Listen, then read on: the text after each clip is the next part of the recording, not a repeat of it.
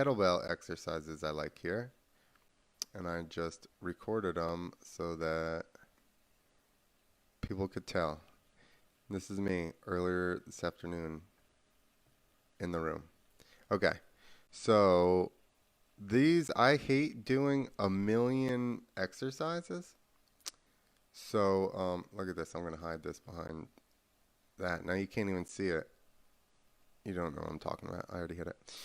Anyway, I hate doing a million exercises. So I usually do bigger compound exercises. So this, I'm using a 25-pound weight. I would normally switch and have I have a 45 as well. But I'm just using the 25 to demonstrate everything. So you're getting a squat, a curl, a shoulder press, and then a tricep press. You're also, since you only have weight on one side of you, you're engaging your core on one side, you engaging all your stabilizer muscles. So it does 4 of each exercise. All right, here's the second one. Now I'm coming halfway up, curling, and then come up around my head. Squat, touch the kettlebell to the ground, halfway up curl, and then come 3/4 of the way up around my head. This makes you stay in kind of a squatted position the whole time. Also, you're getting biceps, and then it's really good for mobility and strength in your shoulders. Now, this is just, I think, a clean and press or a snatch or something. I would normally do this with the 45-pound kettlebell. Go down, pause for just a brief second so that the bell touches the ground and stops, and then push hard through your legs. Now this, a lot of times, regular kettlebell people go back behind them and don't touch the ground, but I go all the way to the ground and touch the kettlebell to the ground. Again, pause for a second and then push the explosion, the power through your legs to generate the swing.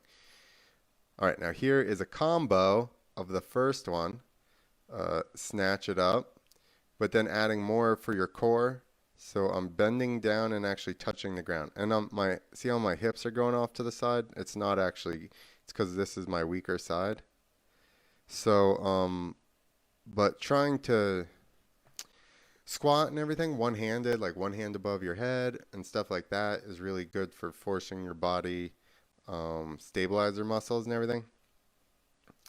Like I said, one at the end, if I had done it on the other side, because my one side's way stronger than the other side, like legs and stuff.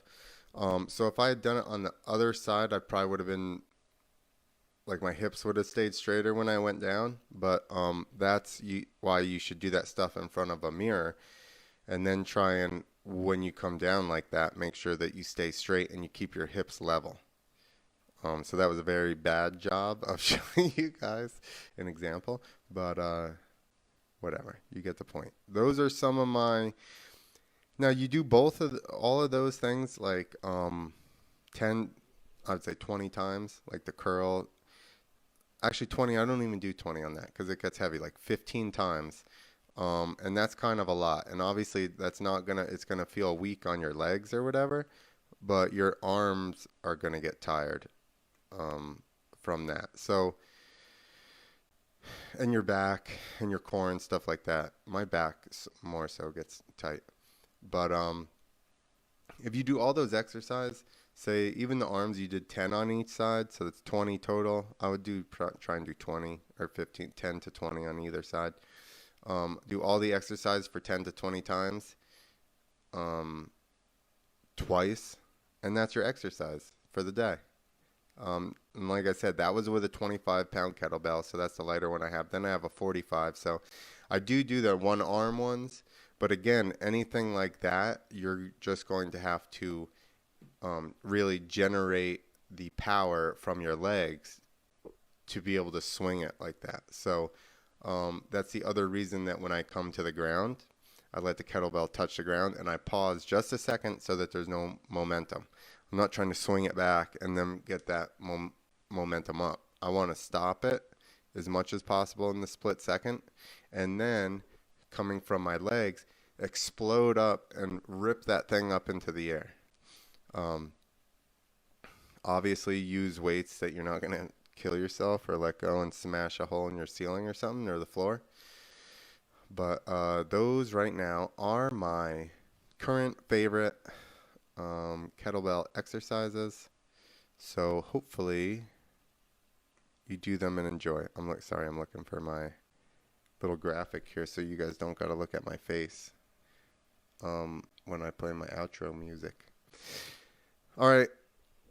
Thank you for the 2 people that stopped in and watched. Hopefully you guys watched the pre-recorded version and you enjoy it as well.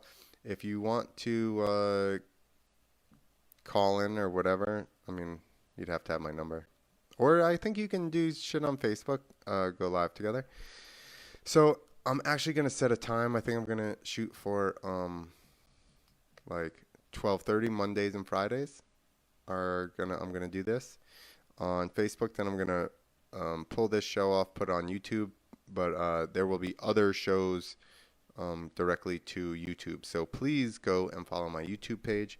It's just search Clint Esposito. I don't know, it's got my stupid face on it, so you should be able to find it. I imagine you should be able to find it. But I don't know how bright you guys are. All right, everyone. That's it for today. Later.